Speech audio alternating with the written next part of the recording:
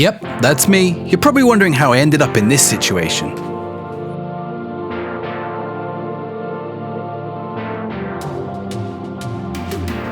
Well, it all started about 1 month ago when Football Manager 2025 was cancelled, leaving me to wonder what I should do next. Put my feet up, relax a little, but up pops a notification from Sutton United, who have given us a new challenge, and it isn't going to be easy. They've tasked us to take them all the way up the footballing pyramid and win the Premier League. Maybe. First things first, I need to work out where Sutton United is, so let's use Google Maps. Sutton Coldfield, surely, Sutton United, that's it, look, that even has pics of the stadium. Wait, what's that place down there? Oh, first things first, we need to work out where Sutton United is, and it's down here, I always knew that, just up from the A3 where I grew up. In fact, last year we took Havant Waterlooville all the way to the Premier League, and then they sacked me. But who's having the last laugh now? So, to learn more about Sutton United, I've turned to an expert. Wikipedia.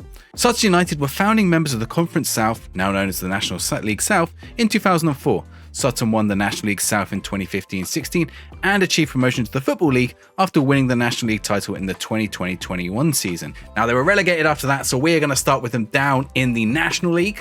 The team has played at Wembley on 4 occasions. Okay, I definitely think this is sufficient knowledge to manage a professional football club with employees and players and wages and all sorts, right? That's all I need to know. So here we are, Sutton United. The board want me to record a top half finish, but the real board have given me the task of winning the Premier League. In order to achieve this, I have set out a 4-step plan. Step 1, meet the players. Happy bunch, aren't they? Step 2, make a tactic.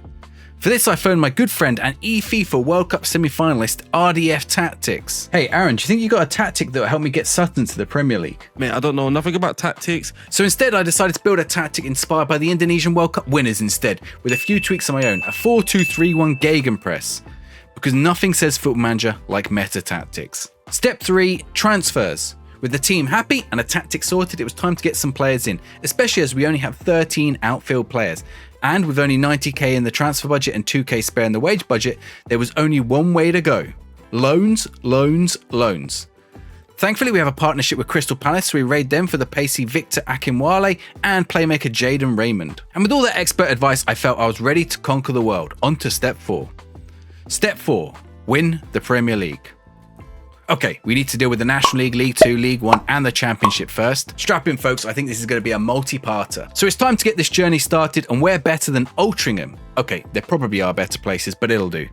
It's a nervy first half, but we managed to break through the deadlock just before half-time as Nade Sand robs the ball, lays off to Boating, and it's a peach of the pass over the top to Josh Coley to put away. We think we're 2 up before half-time when Woodyard launches another ball over the opposition defence. Akinwale takes it in his stride and finishes, but that pesky linesman has his flag up. In the second half, the Altrincham goalkeeper launches the ball upfield, Newbie heads it onto Nuttall, who's in behind our defence, and rifles it into net, and we're all square at 1-1. But with just 30 minutes to go, Boateng launches in a cross which pings off the defender to Coley. Coley shoots, it pings off another defender to slip past the goalkeeper and give us a 2-1 lead. It should be plain sailing from here, but it's not, as on 83 minutes Newbie finds himself in behind our defence again, but Sims is just able to palm it onto the post, and with that we've done enough to win our first match. Sims may have saved us at the end of that match, but unfortunately for him, Joe Rose comes in on loan from Norwich, who should give us a much better set of hands between the sticks. We face Solihull next, and after 5 minutes, French volleys in a cleared cross to give us the lead. Not sure about that little jig for a celebration though. 3 minutes later, and he's doubled his tally when he bursts into the box from outside and slots past the keeper. No jig this time. Akinwale gets in on the act 4 minutes later when Woodyard launches the ball forward for him to put in the back of the net. 3-0 in 10 minutes is a good start. It slows down a bit after that, but although we have a goal ruled out in 72 minutes, it doesn't matter when Akinwale gets his second on 74 minutes, heading in from short range. 4-0 it finishes, and so far, so good. We're going to need more than rely on loans though to get us promoted, so we make our first signings, a couple of free transfers in Josh Debayo, Nathan Holland and Brian Quam. We quickly pick up wins over Tamworth and Yeovil, but Forest Green are too much for us as they take a 3-goal lead, and it's only 2 late goals that make that scoreline more respectable. 5 games in, we sit nicely in second place. We continue to pick up points before we come up against York. We take an early lead through Josh Debayo 4 mins in when he finds space in the box to put it past the keeper, but York respond immediately by putting the ball over the top and some excellent control from Nathaniel George as he volleys it in. 20 minutes into the first half, Debayo plays a looping cross for Nade Sand to head us into the lead again, but York are able to respond once more, Batty running around my defence and getting the shot away.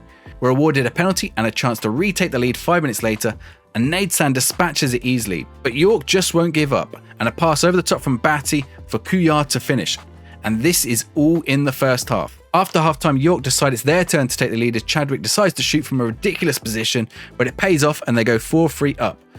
But we can do equalisers too when Jackson's cross is missed by Fagan Walcott, allowing Rush to head it in easy. York don't give up the fight though, and after a corner is cleared poorly, it finds its way to Chadwick in space outside the box, and of course he goes for it again and scores in a deflection off Jay Williams. But in the last kick of the game, a cleared corner falls to Akinwale, and a beautiful 1-2 with Rush, followed by a hard-struck low shot, deflects off Fagan Walcott and gives us the equaliser and the point at 5-5. Our good form continues as we go on an unbeaten streak until we lose 2-0 to Ebbsfleet.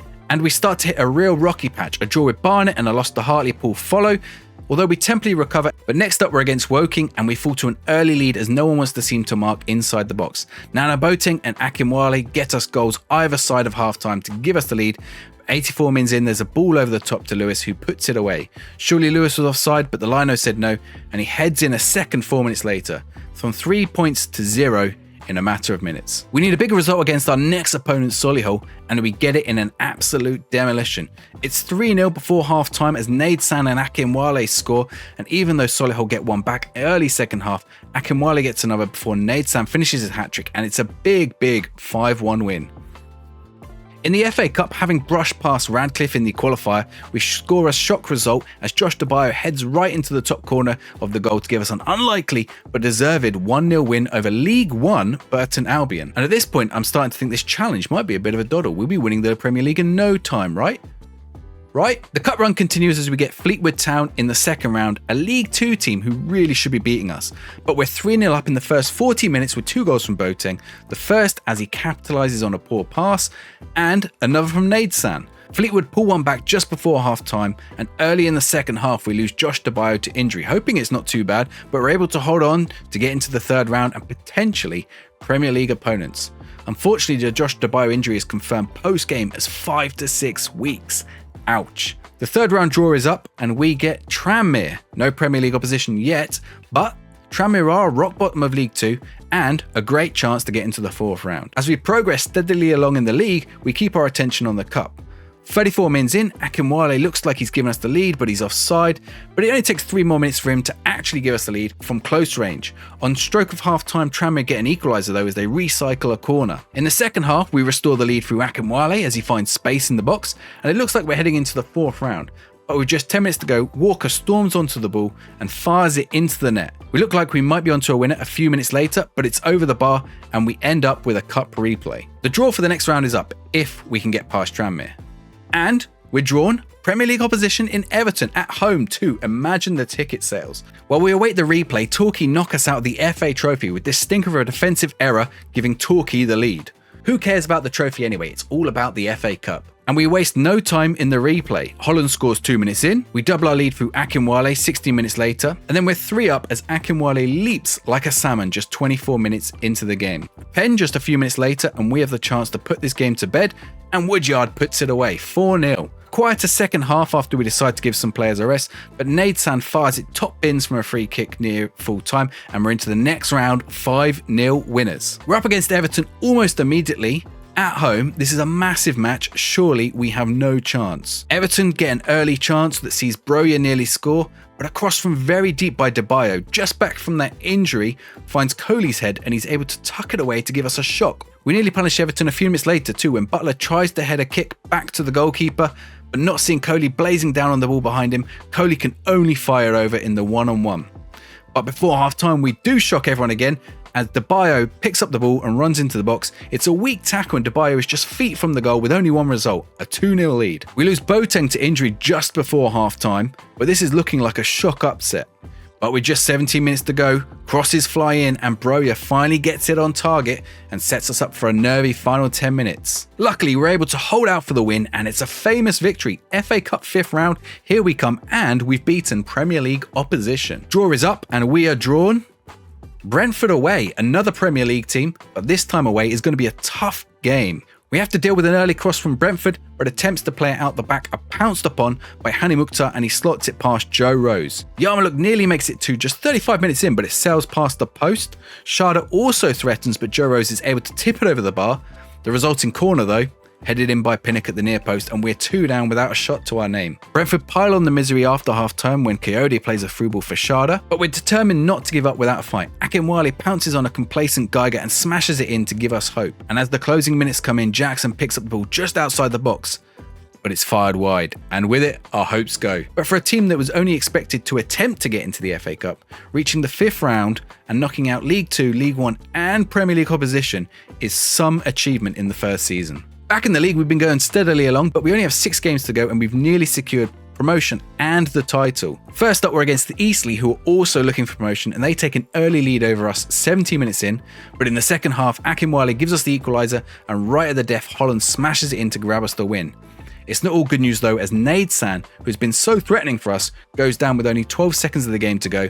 We get the win, but it's worse than expected as Nadesan is out for 5 to 6 months. We get close to securing the title against Wealdstone after Clayton gives us an early lead, but Woodyard gets sent off with 15 minutes to go for a horrible tackle from behind.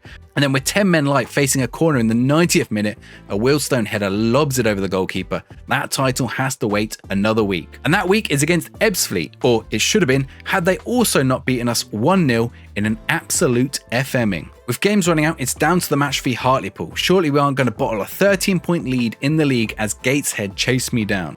As French inches his way into the box 25 minutes in, I'm sure he's going to score, but it's cleared and Hartlepool launch a counter. Joe Rose just about able to deny them. Coley then attempts to cross from the right, only for Rush to miss an absolute sitter and put it out for a throw. Harris decides to try an ambitious long-range shot a few minutes later, but it cannons off the post into the back of a clueless goalkeeper who just picks it up. It then gets worse as Hartlepool's Gray crosses it into the box for Football League veteran Gary Medine to head it into the net. We then struggle to make chances count early in the second half, and Gray nearly punishes us again, rifling a shot off the crossbar.